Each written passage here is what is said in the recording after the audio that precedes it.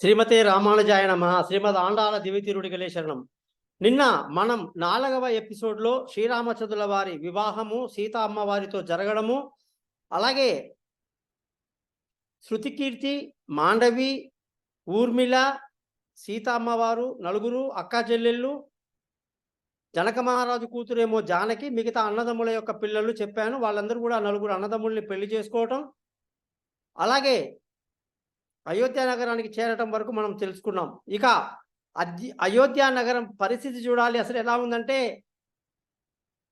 విశ్వామిత్రుల వెంట యజ్ఞ రక్షణ కోసం వెళ్ళిన శ్రీరామచంద్రులు, అలాగే లక్ష్మణ కుమారులు ఎంతో అద్భుతంగా విజయాలు సాధించి తాటకిని వధ చేసి మారుతి సుబాహుల యొక్క గర్వాన్ని అణిచేసి శివధనుస్సు విరిచి సీతమ్మ వారిని పెళ్లి చేసుకుని అద్భుతంగా నగరంలోకి ప్రవేశిస్తుంటే ఎంత కోలాహలంగా ఉందండి అయోధ్య మొత్తం కూడాను. ప్రతి ఇండ్లలో పండగలు, ఇంటి ముందు ముగ్గులు, చక్కటి తోరణాలు, అందరిళ్లలో కొత్త బట్టలు, పండగలతో శ్రీరామచంద్రుల వారి యొక్క రాక కోసం జనాలందరూ ఎదురు చూస్తున్నటువంటి అద్భుతమైనటువంటి సంఘటన అన్నమాట. ఆ విధంగా రామచంద్రుల వారు సతీ సమేతంగా అన్నదమ్ములతో కలిసి, తల్లి తండ్రి అందరితో కలిసి, జనక మహారాజు వాళ్ళందరూ పరివారంగా అందరూ వచ్చారు. అందరూ కూడా అయోధ్య నగరానికి వచ్చి చక్కగా వాళ్ళకిచ్చిన విడిదిలో వాళ్ళు బస చేశారు. మరి రామచంద్రుల వారు తనకు ఉన్నటువంటి భవనంలోకి, అలాగే లక్ష్మణుడు తన భవనంలోకి, భరతుడు తన భవంతిలోకి, అలాగే మన శత్రుఘ్నుడు అతని యొక్క భవనంలోకి అందరూ కూడా వెళ్ళి చేరుకున్నారు. చక్కగా బ్రహ్మాండమైనటువంటి పండగలన్నీ జరిగాయి. అనేక రకాలైనటువంటి ఉత్సవాలు, ఎన్నో రకాల ఆటలు పాటలు, జనాలు తమకు తోచిన విధంగా తమ యొక్క నాగరికతకు తగినట్టుగా రాముల వారిని కీర్తిస్తూ చక్కగా పండగలు చేసుకున్నారు. అలా వారం 10-15 రోజులు గడిచింది. చూడండి, మనిషి కూడా ఎప్పుడు గుర్తుంచుకోవాలి ఏంటంటే, విపరీతమైనటువంటి ఆనందం కలిగినప్పుడు తాను చేసే పొరపాట్లు కొన్ని ఉంటాయి. కొందరు గర్వంగా చాలా తామే పెద్ద గొప్పగా ఉన్నట్టు నెత్తికెక్కి చిన్న విజయం కోసమే తామేదో గెలిచేసినట్టు ఇతరులతో చాలా తప్పుగా ప్రవర్తిస్తూ ఉంటారు. కొందరు విజయం రాగానే, మంచి జరగగానే, పండగలు జరగానే గర్వం ఎక్కువైపోతుంది. అనేక రకాలైనటువంటి మానసిక రోగాలు మనిషిలో, ఈర్ష్య ద్వేషాలు కానివ్వండి, శత్రువులతో ప్రవర్తించే విధానం కానివ్వండి. ఒక మాట అండి, మనకెప్పుడు మేలు జరిగినా, మనకు మంచి జరిగినప్పుడు మనం చేయాల్సిన మొట్టమొదటి పని ఏంటంటే, మనతో ఎవరైతే గొడవ పడ్డారో, మనతో ఎవరైతే ఈర్ష్య ద్వేషాలతో గొడవలో ఉన్నారో వాళ్ళందరూ కూడా కలుపుకోవాలి. వాళ్ళందరినీ కూడా విజయోత్సాహంలోకి ఆహ్వానించాలి. వీడు నాకు శత్రువు, గతంలో నన్ను చాలా బాధ పెట్టాడు, నేను చాలా ఇబ్బందులో ఉన్నప్పుడు ఇంకా ఇబ్బంది పెట్టాడు అనుకుంటాం. కానీ అలాంటి వాళ్ళని కూడా చక్కగా తమ యొక్క విజయోత్సాహంలో భాగం పంచుకోవటం, పండగల్లో భాగం పంచుకోవటం ప్రతి మనిషి చేయాలండి. దానివల్ల నరదృష్టి అంతా తొలగిపోతుంది. లేకపోతే చాలా ఇబ్బందులు అవుతాయండి. విజయాలు ఎక్కువ రోజులు ఉండవు. ఇక్కడ దశరథ మహారాజు చేసిన పెద్ద పొరపాటు ఏమిటి? ఆ పొరపాటే రామాయణంలో అత్యంత పెద్ద తప్పైపోయింది. ఆయన చేసిన పెద్ద తప్పు ఏంటంటే, సభ నిండుగా ఉంది, జనాలు సంతోషంగా ఆనందంగా ఉంటున్నారు, మంత్రి సామంతులు అందరూ కూడా, దండనాయకులు అందరూ కూడా, సైనికులు అందరూ ఉన్నారు. మరి అద్భుతంగా సభ జరుగుతున్న సమయంలో ఆనందం కాస్త ఎక్కువైపోయింది దశరథ మహారాజుకి. వెంటనే ఆయన తన గురువు వశిష్ఠ మహాముని పక్కన ఉండగా కూడా ఆయనని కూడా సంప్రదించకుండానే తన మనసులో ఒక కోరికని ప్రజలందరికీ కూడా చెప్పాలనుకున్నాడు ఆ రోజు. సభాసదులారా, ప్రజల్లారా, వంది మాగదులారా, సామంతులారా, అందరూ నేను చెప్పేది వినండి. నేను దశరథ మహారాజు అనే నేను వృద్ధాప్యంలోకి వచ్చేశాను. నాకు శరీరం సహకరించడం లేదు. నా జీవితంలో ఎన్నో విజయాలు, ఎన్నెన్నో గొప్ప గొప్ప విషయాలు పరిపాలన జరిగినాయి. కానీ ఎంతకాలమని నేనొక్కనే రాజ్యాన్ని పరిపాలిస్తే ఎలాగా? మీరందరూ కూడా కళ్ళలు గంటున్నటువంటి, ఎదురు చూస్తున్నటువంటి ఒక గొప్ప విషయం మీకు చెప్పదలుచుకున్నాను. ఈ శుభవార్త ఏంటంటే, శ్రీరాముల వారికి పట్టాభిషేకం అని చెప్పేసి గట్టిగా అనౌన్స్ చేసేశారు ఆయన. ఇక జనాలు తండోపతండాలుగా వచ్చిన జనాలు ఒకటే కేరింతలు చప్పట్లతో మార్మోగిపోయిందనమాట. జై శ్రీరామ్, జై శ్రీరామ్ అని అందరూ అరుస్తున్నారు. సభ అంతా దద్దరిల్లిపోతుంది. అందరికీ అదే కోరిక ఎప్పటినుంచో ఉంది. మరి ఆయన రాజు, పెద్ద ఆయన, రాజ్యాన్ని గొప్పగా విస్తరించిన ఆయన, దశ దిశల తన రథాన్ని నడిపేటువంటి దశరథుడు ఆయే. ఆయనకి ఎదురు చెప్పడానికి కనీసం వశిష్ఠ మహామునికి గాని, మంత్రులకు గాని ఎవ్వరికైనా సరే భార్యలకు గూడా ధైర్యం చాలలేదు. తనకు తానుగానే సభలో శ్రీరామచంద్రుల వారికి పట్టాభిషేకం చేద్దామని నిర్ణయించుకుంటున్నాను అని అనడం తండవుగా జనాలందరూ వాళ్ళ రెస్పాన్స్ చూసి, వాళ్ళ స్పందన చూసి ఆశ్చర్యపోయారాయన. అబ్బో! ఎన్నో రోజుల నుంచి, ఎన్నో క్షణాల నుంచి ఈ మాట కోసం వీధులెదురు చూస్తున్నారు. నేను చాలా ఆలస్యంగా ప్రకటించినానేమో అనుకుని వెంటనే మీ ఉల్లాసం చూస్తుంటే, మీ ఉత్సాహం చూస్తుంటే శ్రీరాముల వారి యొక్క పట్టాభిషేకం జరగాలని, ఆయన రామరాజ్యాన్ని చూడాలని మీలో ఉన్న ప్రతి తపన నాకు అర్థమైపోయింది. ఇంతసేపు మీ సభంతా దద్దరిల్లిపోయింది జై శ్రీరామ్ అనే నామంతో. కాబట్టి ఆ నీలమేఘ శ్యాముడు శ్రీరామచంద్రుణ్ణి నేను యువరాజుగా ఆయనకు పట్టాభిషేకం చేయజేస్తున్నాను.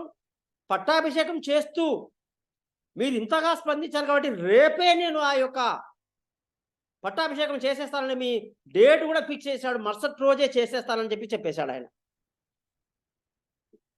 ఇంకా కేరింతలతో చప్పుళ్లతో చప్పట్లతో జనాలు ఎగిరెగిరి పడ్డారు. ఆహా! ఎంత శుభవార్త ఇవాళ, ఎంత మంచి రోజు. శ్రీరాముల వారికి రేపే పట్టాభిషేకం అట. రేపే ఇంకా. ఈ లోపల వశిష్ఠ మహాముని చాలా ఆశ్చర్యంగా చూశారు దశరథ మహారాజు యొక్క ఆ అత్యుత్సాహాన్ని, జనాలతో ఆయన పంచుకున్న ఆనందాన్ని. బాగుంది. కనీసం వశిష్ఠ మహామునితో ఒక మంచి రోజు చూడండి, ఒక మంచి ముహూర్తం పెట్టండి, ఏ గడియలో స్వామి రాముల వారికి పట్టాభిషేకం చేయాలి, ఇవన్నీ ఏమీ జరగల. ప్రజలతో గట్టిగా ఈయన కూడా కేరింతలు కొట్టాడు. వెంటనే పట్టాభిషేకం నిర్ణయం చేశాడు. ఇకపోతే ఆ నోట ఈ నోట అయోధ్య మొత్తం కూడా ఎలా పాకిపోయిందన్నమాట మాటలు. ఇప్పుడు ఉన్నటువంటి ఇన్ని టీవీ ఛానళ్ళు, న్యూస్ ఛానల్స్ ఏమీ అక్కర్లే. మనిషి నోటి మాట చాలు. దేశమంతా కూడా, ప్రపంచమంతా కూడా అయోధ్య నగరానికి శ్రీరాముల చంద్రుల వారి యొక్క పట్టాభిషేకం జరగబోతుంది రేపే అన్న విషయం తెలిసేసరికి అందరూ కూడా, నేను ఒక మాట చెప్తా, చెట్టు, చీమ, చేమ, చిన్న జంతువుల నుంచి, చీమల నుంచి ఏనుగు దాకా ప్రతి జంతువులు కూడా కానీ దానికి ఉంటే ప్రతి ఒక్కరు కూడా ఆనందించదగ్గటువంటి గొప్ప విషయం. కానీ ఒక్కరు మాత్రమే, కేవలం ఒక్కరు మాత్రమే రామచంద్రుల వారి యొక్క జాతకంలో చూడాలి. మరి ఆ ఒక్క చిన్న శత్రువు, అంతవరకు తనకు తెలియదు. ఒక శత్రువు ఉంటారు. ఆవిడ మందర అని చెప్పేసి కైకేయి యొక్క చెలికత్తె, పుట్టింటి చెలికత్తె. కైకేయి యొక్క పుట్టినప్పటి నుంచి ఆమె ఇంట్లో ఉండి కైకేయి అవసరాలన్నీ చూసుకుంటూ పెద్దగా చేసి, పెద్ద చేసి పెళ్ళయిన తర్వాత కైకేయి లేకుండా నేను ఉండలేను అని చెప్పి కైకేయితో పాటు తన సామాను సర్దుకొని అయోధ్యకు వచ్చేసి ఎప్పటి నుంచో ఆవిడ ఉండిపోయింది. మరి కైకేయి కూడా తన చెలికత్తె చిన్నప్పటి నుంచి తన అవసరాలు, ఇష్టాయిష్టాలు అన్నీ తెలిసిన ఆవిడ కాబట్టి చాలా ప్రేమ. అడిగింది అడిగినట్టుగా కైకేయిని ఇవ్వడం, కైకేయిని ఒక తల్లిలాగా చూసుకుంది. ఆవిడ యొక్క ప్రతి ఒక్క అవసరాలని కూడా కైకేయి తీర్చింది. అత్యంత ఆత్మీయంగా ఇద్దరు ఉండేవాళ్ళు. ఎప్పుడైతే మందరకి ఈ విషయం తెలిసిందో ఒక్కసారిగా ఆమె ముందు సంతోషపడి ఒక 10 నిమిషాల్లోనే ఆలోచన వచ్చేసింది ఆవిడికి. అంటే శ్రీరాముల వారు రామరాజ్యం పెడతాడు, రాముడు రాజైతాడు, జానకి రాణి అవుతుంది. అయితే మా అమ్మ కైకేయి స్థానమేమిటి ఇప్పుడు? దశరథుడి భార్యగా తను మర్యాదలు, మన్ననలు అన్నీ అందుకుంది, అన్ని శుభకార్యాల్లో పాల్గొంది. ఇప్పుడు కైకేయి పూర్తిగా పక్కకు జరిగిపోతుంది. ఆ స్థానంలో కౌసల్యకి రాజమాతగా మర్యాదలు ఉంటాయి. రాజమాతగా ఉండి రాముడు రాజ్యం వెళుతూ సీతతో చక్కగా వాళ్ళ కుటుంబం అంతా కూడా తరతరాలుగా వాళ్ళే రాజులు అవుతారు, వాళ్ళే యువరాజులు అవుతారు. మరి నా తల్లి కైకేయి పరిస్థితి ఏమిటని ఆమె తల్లాడిపోయింది, విలవల్లాడిపోయింది. ఇక కైకేయి ఇంటి వైపు ఎవరూ కూడా ముఖం పెట్టి పడుకోరు, ఆమె వైపు ఎవ్వరూ చూడరు. ఒక అనాథలాగా అయిపోతుంది ఆమె అనుకుని ఏదేదో ఊహించేసుకుంది. ఆవేశాన్ని తట్టుకోలేక పరిగెత్తుకుంటూ ఎన్నో ఆలోచనలతో కైకేయి మందిరానికి వెళ్ళింది మందర. కైకేయి చక్కగా ముస్తాబయ్యి అప్పటికే అన్ని చోట్లకు వెళ్ళిపోయినటువంటి ఈ వార్త కైకేయికి కూడా వెళ్ళింది. చాలా సంతోషంగా ఉంది. ఆవిడ బ్రహ్మాండంగా ముస్తాబైపోయింది. ఎందుకంటే ఏ క్షణంలో రాజుగారు పిలుస్తారో, ఈ ఉత్సవంలో తన్ను కూడా పిలిచి తనకు కూడా ప్రత్యేకత ఇస్తారు, తనకు ఇష్టమైన ముద్దుల రాముడు రాజు అవుతున్నాడని చెప్పి కైకేయి చాలా చాలా సంతోషంగా ఉన్నటువంటి క్షణాలవి. ఆ సమయంలో చుర్రుబుర్రులాడుకుంటూ చాలా వేగంగా మందర లోపలికి ప్రవేశించింది. ఆవిడ ముసలిది, చేతిలో కర్ర పెట్టుకుంటుంది. ఆ చప్పుడికి మందర వస్తుందని తెలిసిపోయింది కైకేయికి. లోపలికి రాగానే "మందరా, విన్నావే" అని అన్నది. ఒక్కసారిగా తల పైకెత్తేసి కోపంగా చూసరికి ఆమె కళ్ళు చూసి భయపడిపోయింది కైకేయి. "ఏమిటే, ఏమైంది?" అనేసరికి "ఏంటయ్యేది" అనుకుంటూ రుసరుస చేసుకుంటూ వచ్చింది. కైకేయికి అర్థం కాలా.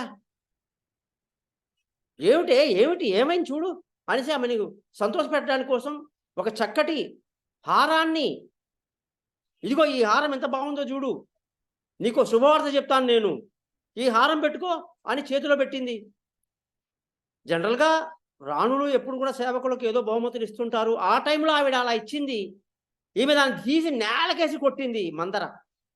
ఆశ్చర్యపోయింది కైకేయి. ఒక్కసారిగా అరిచింది. కైకేయి కోపం మామూలు కోపం కాదండి. సర్వనాశనం అయిపోతుంది ఆమె కోపం వస్తే.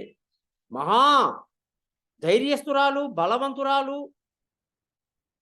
ఆవిడ ఒక్కసారి కేకేసింది, "మందర" అని గట్టిగా అరిసేసరికి, "ఆ, నీ కోపానికి భయపడే రోజులు పోయినాయి. నిన్ను ఎవ్వరు కూడా నీ కోపానికి పట్టించుకోరు. నువ్వు కోప్పడితే అందరూ భయపడిపోతారు. రాజుగారే నీ కోపానికి భయపడతారని అందరూ అంటారు. కానీ ఈరోజు నీ దాసిని నేను కూడా నీకు భయపడను" అనేసింది. "ఇదేమిటే నోటికొచ్చినట్టు మాట్లాడుతున్నావు, నీకేమైంది? దయ్యం పట్టిందా?" అని గట్టిగా అరిచింది కైకేయి. "కాకపోతే ఏమిటి? నీ మొహం కూడా ఎవరు చూడరని చెప్తున్నా. శ్రీరాముడు ఎప్పుడైతే శక్తుడై రాజైతే రాజమాతగా కౌసల్యకే విలువ ఉంటుంది. రాజమందిరం అంతా కూడా కౌసల్య వైపే చూస్తుంది. జనాలందరూ కూడా కౌసల్య వైపే వెళ్తారు. ఇన్ని రోజులుగా దశరథుడే రాజు కాబట్టి ఎటువంటి ఇబ్బంది జరగలేదు. ముగ్గురు భార్యలతో అన్ని చేశాడు ఆయన.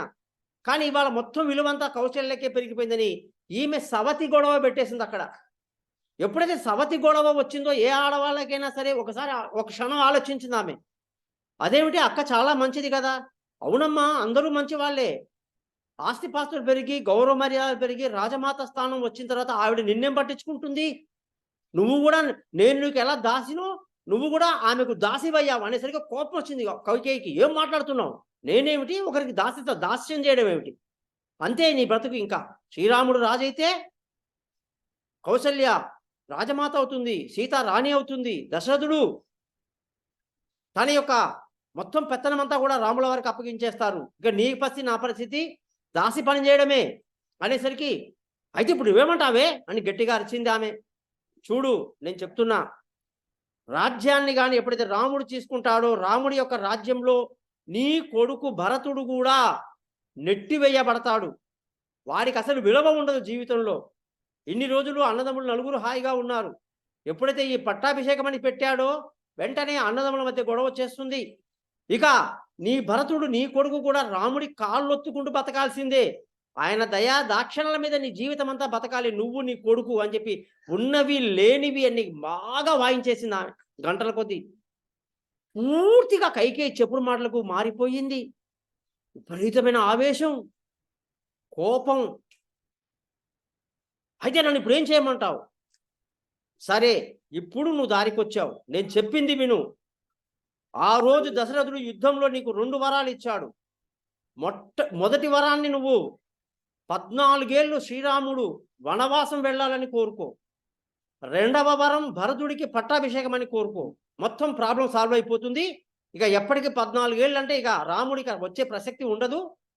అడవి వెళ్ళిపోతాడు, భరతుడు రాజవుతాడు, నువ్వు రాజమాతవైతావు" అని లేనిపోనివని బాగా ఎక్కించేసి, రాజ్యాధికారం ఉంటే ఎటువంటి లాభాలు ఉంటాయి, సేవకులు ఎలా ఉంటారు, వంది మాగదులందరూ కూడా నీ మాట ఎలా వింటారు అన్ని చెప్పేసరికి కైకేయికి బాగా మత్తెక్కింది, నెత్తికెక్కించుకుంది.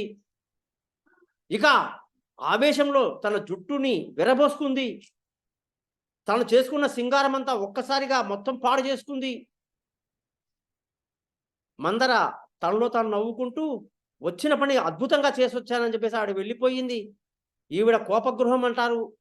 కోపగృహంలో ఉండిపోయింది కైకేయి. అలా కొన్ని గంటలు గడిచేసరికి దశరథుడు నింపాదిగా అన్ని పనులు చేసుకొని కైకేయి ఇంటికొచ్చాడు. ఈ ముఖ్యంగా కౌసల్యకి ఈ మాట చెప్పాడు. సుమిత్రకి చెప్పాడు. మరి కైకేయి ఇంటికొచ్చాడు. అందరూ గూడా పని వాళ్ళందరూ గూడా, దాసులందరూ గూడా చాలా బాధగా, దుఃఖంలో ఉంటే ఆశ్చర్యపోయాడాయన. ఏం జరిగింది? ప్రపంచమంతా, దేశమంతా పండగలు చేసుకుంటుంటే నేను చెప్పిన వార్తకి ఈ ఇంట్లో ఏమిటి ఇలా విషాదం ఉంది అనుకుంటూ లోపలికొస్తే దాసదాసీలందరూ పక్కకు జరిగిపోయారు. ఎవ్వరు గూడా నవ్వు కూడా లేదు మొహంలో. ఆ లోపలికొస్తే మొత్తం మందిరమంతా కూడా చిందరవందరగా వస్తువులన్నీ పడున్నాయి. చాలా భయమేసింది దశరథుడికి. ఏమైంది? ఏమైంది? కైకేయికి ఏమైంది? అని అరుచుకుంటూ కైకేయి ఒక కోపగృహంలోకి వెళ్ళాడు. అక్కడ ఉన్నటువంటి దాసీలు, మహారాజా అమ్మ కోపంగా ఉంది. ఇప్పట్లో మీకు దర్శనం ఇవ్వదు అని చెప్పేశారు. అదేమిటి? ఏం జరిగిందని తనకు ఇష్టమైన భార్యనికి ఇంత కోపం వచ్చేసరికి కైకా కైకా అని గట్టిగా అరిచారాయన. కాసేపటి కైకేయి బయటికొచ్చింది తలుపు విసురుగా తీసుకుంటూ. ఏం జరిగింది? ఏమిటి నీ అవతారం చూస్తే భయంగా ఉంది. ఆ జుట్టు విరేసుకోవడం ఏంటి? బొట్టు చెదిరించుకోవడం ఏంటి? అలంకారాలన్నీ పాడు చేసుకుని ఎట్లా ఉన్నావు చూస్తావా నువ్వు అద్దంలో చూసుకో అంటే, అవును ఇలాగే ఉంటాను ఇంకా. ఇక నా జీవితం అయిపోయింది. ఇక నాకు ఆత్మహత్య తప్ప వేరే గతి లేదు. నేను నా కొడుకు ఏదైనా చేసుకుని ఏదో అయిపోతామన్నట్టుగా గట్టిగా అరుస్తుంది. దశరథుడికి అర్థం కాల. అమ్మా చెప్పు కైక ఏమైంది నీకు? ఎందుకు ఇలా అరుస్తున్నావు? అనేసరికి అప్పుడు నాకు ఏమి చెప్పొద్దు. శ్రీరాముడి పట్టాభిషేకం సంగతి నాకు తెలుసు. నువ్వు ప్రకటించిన సంగతి నాకు తెలుసు. రేపే పట్టాభిషేకం కూడా నాకు తెలుసు. నువ్వు రేపు పెట్టిన ముహూర్తానికి ఈ శ్రీరాముడు 14 ఏళ్ళు వనవాసానికి వెళ్ళిపోవాలి. ఇది నా మొదటి కోరిక. నీకు గుర్తుందా? ఆ రోజు రాక్షస యుద్ధంలో నాకు 2 వరాలు ఇస్తానన్నావు. అవును గుర్తుంది. అదే అడుగుతున్నా. అందులో మొట్టమొదటి వరం రాముడి వనవాసం 14 ఏళ్ళు. రెండవ వరం భరతుడికి పట్టాభిషేకం అదే ముహూర్తానికి జరగాలి. ఇప్పుడు ఏదన్నా ఒక విచిత్రమైన మాట విన్నప్పుడు మనిషికి నోరు తడి ఆరిపోతుంది. చెమటలు పట్టేస్తాయి. కాళ్ళు చేతులు వణుకుతాయి. ఇక ఆల్మోస్ట్ ఊపిరి తీసుకోవటం కుదరదు. లోపల గాలి సరఫరా జరగదు. గుండె ఆగిపోయేంత పనవుతుంది. రక్త ప్రసరణ ఎక్కడిదక్కడ ఆగిపోయిందా అన్నట్టుగా గట్టిగా బిగుసుకుపోయాడు దశరథుడు. ఒక్కసారిగా మ్రాన్ పడిపోయాడు. కింద నేల మీద పడిపోయాడు కళ్ళు తిరిగి. అందరూ అక్కడ ఉన్న వాళ్ళెవరు కూడా రాజు రాణి సంభాషణ కాబట్టి ఎవరు లేరు అక్కడ. ఎవరు రాకూడదు కూడా ఆ మందిరంలోకి. పడిపోయిన దశరథుని కూడా చూస్తూ మహారాజా అంది ఈమె దగ్గరికి వచ్చి, ఛీ పాతకి రాక్షసి పిశాచం నువ్వు. నా వంశాన్ని సర్వనాశనం చేసుకోవడానికి నిన్ను పెళ్లి చేసుకున్నాను. నీలో ఇంత రాక్షసం ఉందని చెప్పి ఇన్నేళ్ల కాపురంలో నేను తెలుసుకోలేకపోయాను. అసలు నువ్వు మనిషివే కాదు. నువ్వు బ్రహ్మ రాక్షసివి. నా దగ్గరికి రావద్దు, నన్ను ముట్టొద్దు అని గట్టిగా అరిచేశాడు. ఆ అరుపులకి భయపడిపోయింది కయ్యేయి. మహారాజా అంది మళ్ళీ, నేను నీ మాటలకు చనిపోవాలనుకుంటున్నాను. ఈ జీవితం ఇక్కడితో ఆపేస్తున్నాను. నేను ఇచ్చిన 2 వరాలు నువ్వు ఈ విధంగా వాడేసుకున్నావు. రాముడు లేనిది ఒక్క క్షణం కూడా నేను జీవించలేని సంగతి నీకు తెలుసు. తెలిసి కూడా నా మీద ఇంతగా నువ్వు పగ తీర్చుకున్నావంటే ఏమాత్రం ముందు వెనక ఆలోచించకుండా కౌసల్య ఎలాంటిదో, సుమిత్ర ఎలాంటిదో, నేను ఎలాంటి వాళ్ళను, దేశ ప్రజలు ఎలాంటి వాళ్ళు, మన వంది మాగతులు ఎలాంటి వాళ్ళు కూడా నువ్వు ఆలోచించకుండా ఒక్క చెప్పుడు మాట వల్ల ఇంత ఘోరంగా నీ కోరావు. ఇక నేను చనిపోతున్నాను. నేను చనిపోయినా కూడా నువ్వు నన్ను ముట్టకూడదు, తాకకూడదు. అది షరతు. నువ్వు తాకావంటే నాకు సద్గతి ప్రాప్తించదు అని గట్టిగా అరిచేసరికి 2 అడుగులు వెనక్కెళ్ళింది ఆమె. ఇక ఈ శబ్దానికి వెంటనే ప్రమాదం జరిగిపోతుంది. కైకేయికి దశరథుడికి పెద్ద వాగ్వేదాలు జరుగుతున్నాయి. అరుపులు వినబడుతున్నాయి. ఆ మాట అలా అలా అలా అలా వెళ్ళేసి అందరికీ చేరుకుంది. శ్రీరాముల వారు, లక్ష్మణుల వారు కూడా అప్పుడే కైకేయి యొక్క దర్శనం కోసం వస్తున్నారు. రేపు పట్టాభిషేకం కాబట్టి అమ్మకి చెప్పాలన్న ఆతృతతో ప్రియమైన రాముడు లక్ష్మణుడితో వస్తున్నాడు. కైకేయి మందిరంలోకి రాగానే నాన్నగారు నేల మీద పడి ఉన్నారు. కైకేయి చాలా ఆవేశంగా అలా నిలబడి ఉంది. రాముల వారికి ఆశ్చర్యం వేసింది. అమ్మా అన్నాడు. ఒక్కసారిగా చూసింది. నాన్నగారికి ఏమైంది అన్నాడు వెంటనే. వెంటనే దగ్గరికెళ్ళాడు. నాన్నగారి తలలో పెట్టుకున్నాడు, ఒళ్ళో పెట్టుకున్నాడు. నాన్నగారు, నాన్నగారు అని విలిపించాడు. ఏమైంది నాన్నగారు? నాయనా, నాయనా, నాకు ఆ రోజు శాపం గుర్తొస్తుంది. నాకు గుర్తొస్తుంది. పుత్రశోకంతో నేను మరణించాలని నాకు శాపం ఉంది నాయనా. నేను ఈ లోకం వదిలేసి వెళ్ళిపోతున్నాను. నేను మరణిస్తున్నాను. నువ్వు నీ తల్లి ఆజ్ఞ ప్రకారంగా 14 ఏళ్ళు వనవాసానికి వెళ్ళు అని చెప్పి చెయ్యిలో చేయి పెట్టుకొని గట్టిగా ఊపిరి వదులుతూ తీర్చుకుంటూ దశరథుడు ఆఖరి శ్వాస వదిలేశాడు. వెంటనే లక్ష్మణుడికి చాలా కోపం వచ్చేసింది. అక్కడ ఉన్న వస్తువులను చిందరవాదన చేశాడు. మా నాన్నగారికి ఇంత పరిస్థితి కల్పించారు మీరు అని గట్టిగా అరిచేసరికి రాముడు ఒక్కసారిగా ఆయన వైపు చూశాడు. రాముడి ఒక్క చూపు చాలు అంత అగ్నిపర్వతం అంతా మండేటువంటి లక్ష్మణుడు చల్లగా అయిపోతాడు. వెంటనే తన్ను తాను కంట్రోల్ చేసుకున్నాడు, అదుపులో తెచ్చుకున్నాడు. తండ్రి అరుస్తున్నాడు రామా రామా అని. తక్షణం తాను వనవాసానికి వెళ్ళాలి కాబట్టి తండ్రికి వైద్యులు వచ్చారు. వైద్యం చేయడానికి అందరూ పిలిపించారు. వెంటనే రాముల వారు ఇంటికి వెళ్ళారు. నార చీర కట్టుకున్నారు. ధనుర్బాణాలు తగిలించుకున్నారు. ఆయన ఆ విధంగా తయారయ్యి వస్తుంటే వెనకాలే లక్ష్మణుడు కూడా నార చీరలు పెట్టుకున్న ఆయన రెడీ అయిపోయాడు. తమ్ముడు నువ్వెందుకు అన్నాడు. అన్నా, ఒక్క మాట అంటే ఒక్క మాట నన్ను మాట్లాడొద్దు. నేను నీ సేవకుణ్ణి, నీ నీడని, నిన్ను వదిలి ఒక్క క్షణం నేను ఉండలేను. అది నీకు తెలుసు. నన్ను మాత్రం వారించకన్నాడు.